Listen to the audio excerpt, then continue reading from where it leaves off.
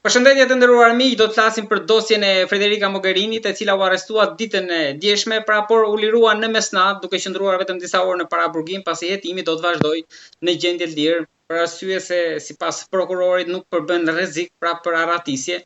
Po ashtu janë liruar edhe dy persona të tjerë, dy italianë të tjerë, njëri prej të cilëve më i njohur ish ambasador, të tre për në dosjen për mashtrim dhe korrupsion me fondet për Kolegjin e Europës. Por kjo çështje e Federica Mogherinit nuk është më një çështje e thjeshtë, por mund të themi edhe një çështje ndoshta që prek edhe gjeopolitikën, pasi në qendër të saj është imazhi i Bashkimit Evropian, i zgjerimit të BE-s, aq më tepër në këto momente në luftë me Rusinë, mes dy zjarreve edhe me Shtetet e Bashkuara të Amerikës, por edhe më shumë për të folur më shumë për këtë çështje, pra për ta trajtuar në të gjitha aspektet.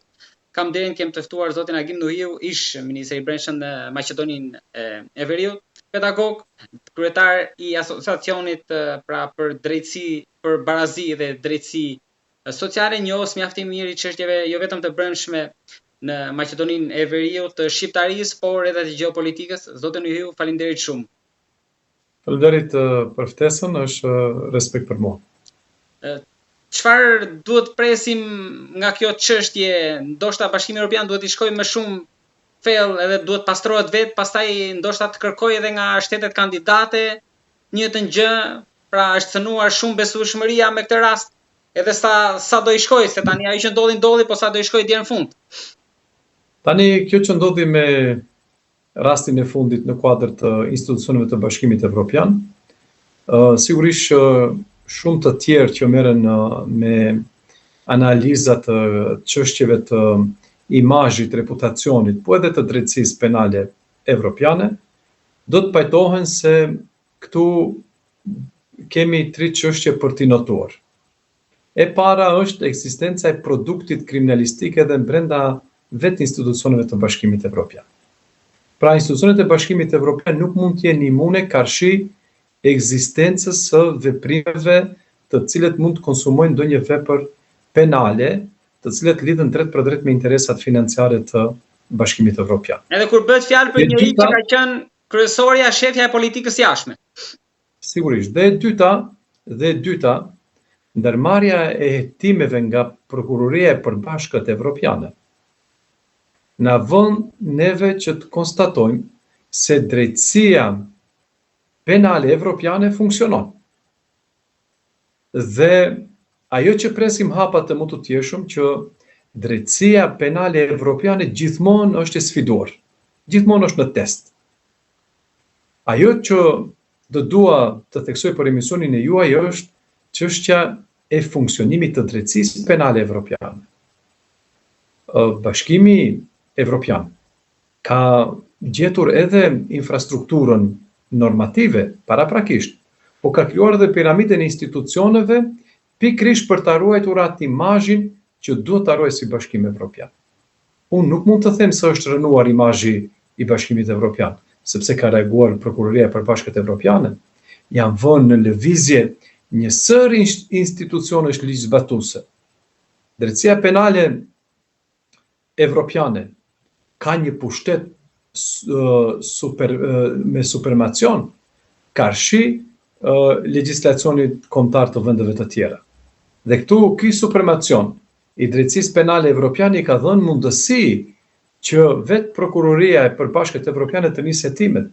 Hetimet i ka koordinuar me autoritetet belge dhe kjo na bën neve që të mos jemi skeptik në atë që proklamohet brenda Bashkimit Evropian si vlerë, si transparencë, si drejtësi para ligjit dhe kështu me radhë.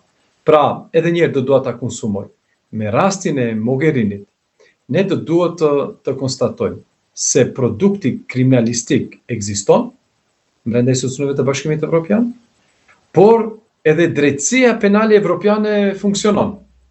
Dhe kjo drejtësi gjithmonë do të jetë edhe e sfiduar.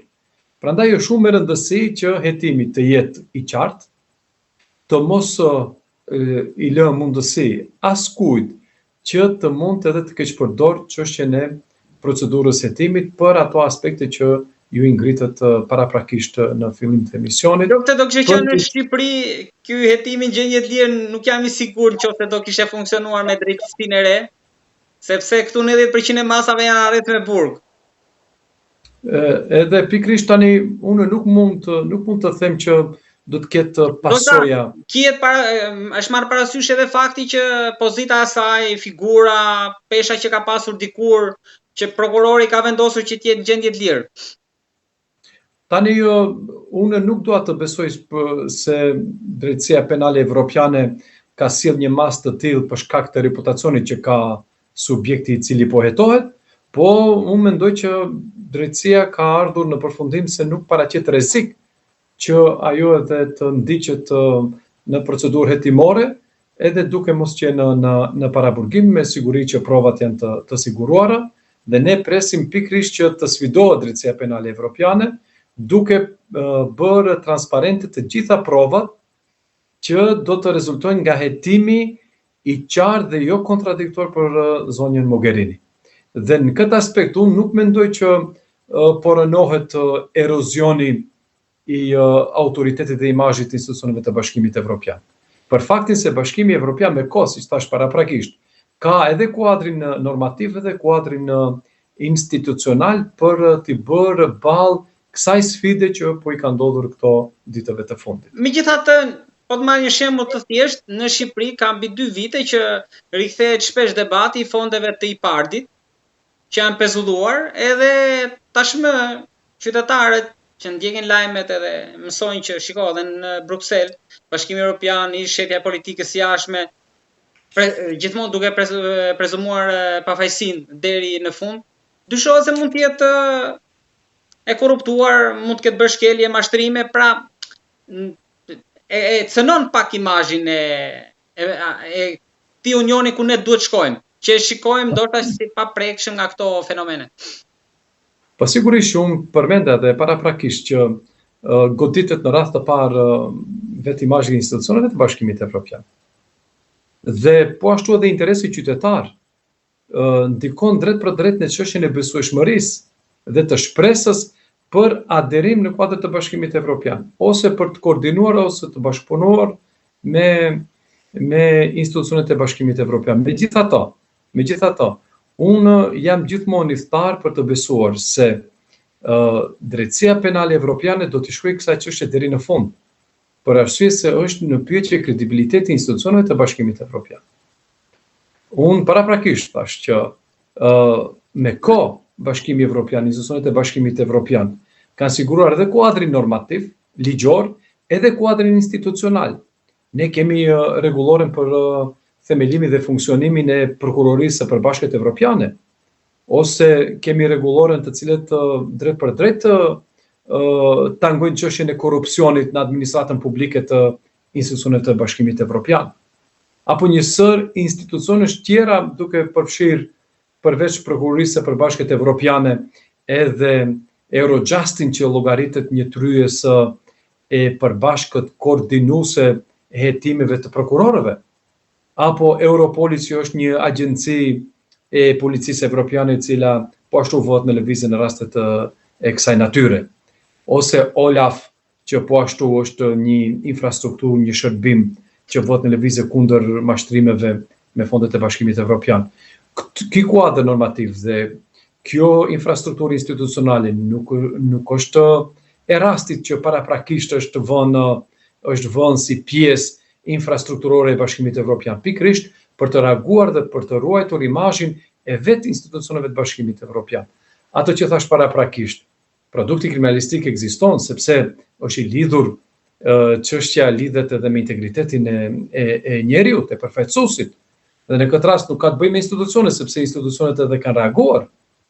Nuk është që nuk kanë reaguar. Këto hetime kriminalistike dhe këto veprime operative janë koordinuar edhe me autoritetet belge, edhe asgjë nuk është lënë të rastit. Dhe unë pres që epilogu të jetë i qartë, pa ndonjë mëdyshje për opinionin e gjerë, me qëllim që të mos ndikohet në besimin e qytetarëve, në imazhin e vetë Bashkimit Evropian, po edhe të mos ngrit apetitet e të them kundërshtarëve të Bashkimit Evropian, të cilët mezi presin për të përdorur narrativin kundër Bashkimit Evropian. Këtu sigurisht edhe unë edhe ju do të pajtoni, që është Rusia që gjithmonë dëshiron të proklamosë një forcë but ideologjike që godet Bashkimin Evropian si një forcë e cila është falso, sepse tani po ka edhe çështje të mbrëmshme të cilat do duhet t'i luftoj, e lere më të kujdeset për vendet, sidomos edhe të Ballkanit Perëndimor. Po për Italinë një goditje vete kjo, se janë edhe të tre andej. Tani shtetësia e këtyre tre personave, tre subjekteve që janë përfshirë në hetim, sigurisht që nuk kanë të bëjnë me Italinë. Për arsye se shtetësia nuk i jep mundësi jurisdiksionit italian që edhe të marrë veprime.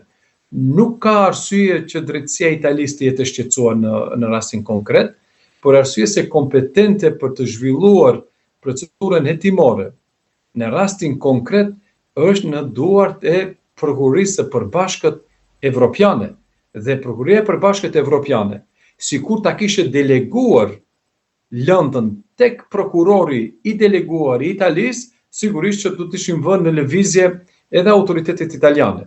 Në rastin konkret nuk ka pasur nevojë që të shqetësohet Italia, për arsye se Prokuria e Përbashkët Evropiane i ka koordinuar të gjitha aktivitetet me autoritetet belge, sepse çdo antar i Bashkimit Evropian, çdo shtet i Bashkimit Evropian është i detyruar që të pranojë jurisdiksionin e Prokurisë së Përbashkët Evropiane dhe gjithë atyre institucioneve që përmenda paraprakisht, Eurojustin, Europolin, Olafin dhe të gjitha mekanizmat të tjerë, të cilët vohen në një vijë simetrie për të goditur çdo veprim të kundërligjshëm që ka të bëjë me fondet ose me interesat financiare të Bashkimit Evropian. Zotin Uhiu, a jeni ndjeni si funksionon në këtë rast Bashkimi Evropian pra mbredha, sepse në Shqipëri, për ta bërë si analogji, për ta marrë kemi një debat të kohët e fundit nëse pushteti gjyqësor mund të hyjë për të pezulluar një antar të ekzekutivit. Po në këtë rast, nëse si jep dorëheqje, mund të pezullohet apo e kam fjalën për Mogherinin? Po sigurisht ndaj Mogherin mund të shqiptojnë edhe masa të tjera, që të mund edhe prokuroria të futet në zyrat e Bashkimit Evropian, apo në Akademinë për diplomat të ri. Është dashur që imuniteti njëherë t'i merret zonjës Mogherini, që të mund edhe të zhvillohen veprimet operative dhe kriminalistike kundër saj. Ajo që do dua të theksoj në rastin konkret është fakti që ka pasur një sinkronizim midis autorizimeve që i ka vënë në lëvizje Prokuroria e Përbashkët Evropiane me autoritetet belge. Pavarësisht supremacionit që ka Prokuroria e Përbashkët Evropiane, ajo do duhet patjetër të koordinoj punët me institucione tjera lisbatuese. Ishte policia belge që ndërmori këtë realizim të veprimeve hetimore, sepse nuk është prokurori që vetë shkon dhe bën hetime kriminalistike në zyrat e institucioneve të Bashkimit Evropian. Po një gjë të tillë ka bërë përmes institucioneve lisbatuese dhe autoriteteve policore belge. Dhe në këtë drejtim është zbatuar edhe regulativa e Bashkimit Evropian, por merret përballë edhe vetë kuadri normativ i Belgjikës. Është vetë kodi penal i Belgjikës që në nenin 246 dhe 263 ka përcaktuar se çdo dhënje e parave, e rishvetit, e dhuratave, për të ndikuar qoftë në procedurat administrative, qoftë në procedurat hetimore, apo në procedurat gjyqësore, është e sankcionuar, është e ndaluar me kodin penal një gjë e tillë. Po edhe në nenin 314, kodi penal belg ka institucionalizuar dhe ka sankcionuar edhe korrupsionin aktiv dhe pasiv të çdo shtetasit të vet, duke përfshirë në rastin konkret edhe ata të cilët punojnë për institucionet e Bashkimit Evropian, sepse procedura zhvillohet në Belgjik, edhe në rastin konkret do të zbatohen edhe legjislacioni kombëtar i Belgjikës vis-a-vis çështjes hetimore që është ngritur nga Prokuroria e Përbashkët Evropiane.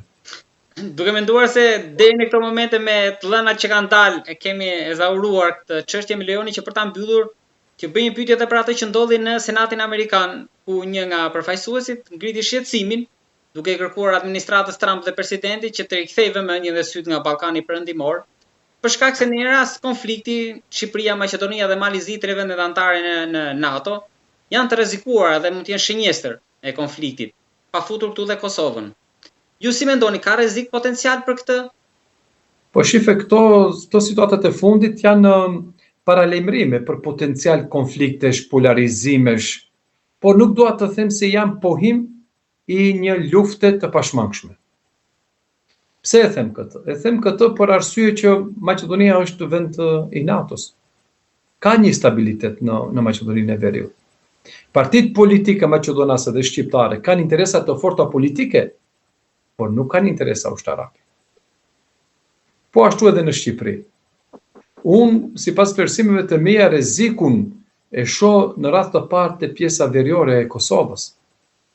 Pastaj në Bosnjë, aq më pak e shoh çështjen që po kërcet situata dhe po kanosemi nga lufta në Maqedoni, në Shqipëri, në Maltëzi, për shkak se tani mos siç e di Malizi, Maqedonia, Shqipëria janë vendi NATO-s dhe tani për tani në këto kohëra ushtria e Serbisë, autoritetet e Serbisë nuk e kanë guximin të ballafaqohen me forcat e NATO-s. Po edhe në Kosovë mund të ketë konflikte ose incidente lokale, të them kështu kushtimisht, por një luftë me përmasa të mëdha sigurisht që jo. Nuk e pres një gjë të tillë, por arsye se NATO ne kemi në Kosovë, autoritetet e Serbisë e dinë vjen e kuqe të Shteteve të Bashkuara të Amerikës, po edhe forcën e NATO-s. Po ashtu edhe në Bosnjë. Është një shtet i brisht që të qetësua sepse Dodik e mori atë që donte, ju hoqën sanksionet, i zgjedhur i tij u zgjodh. Pavarësisht asaj, aty kemi një konflikt të ngrirë në paqë. Kurdo mund edhe të shpërthej, megjithatë, duke marrë përbas faktin se Shtetet e Bashkuara monitorojnë Ballkanin Perëndimor. Jo që i kanë mbyllur sy dhe kanë hequr dorë nga Ballkani Perëndimor. Interesat e Shteteve të Bashkuara, NATO-s, e të Bashkimit Evropian për Ballkanin Perëndimor, unë mendoj që kanë ngelur në nivelin e njëjtë, sa i përket çështjeve të sigurisë dhe orientimeve gjeopolitike dhe gjeostrategjike. Lutem edhe diçka. Po në nivelin e njëjtë ka mbetur edhe raporti për ta thënë më thjesht, para disa vitesh ju keni bërë një deklaratë që 33% më duket e personave që mbajnë pasaportën, pra në Maqedoninë e Veriut janë shqiptar, apo gabohem? Jo, ashtu është. Ashtu kam thënë, ashtu kam deklaruar, sepse janë bazuar këto deklarata në fakte që i kemi marrë nga Ministria e Punëve të Brendshme dhe ai numër ishte i saktë. Vazhdon tjetër raporti i njëjtë aty? Mendoj që aty është raporti i njëjtë, ndoshta mund të ketë lëvizje progresive në favor të komunitetit shqiptar. Të falenderoj shumë për bisedën. Faleminderit edhe juve.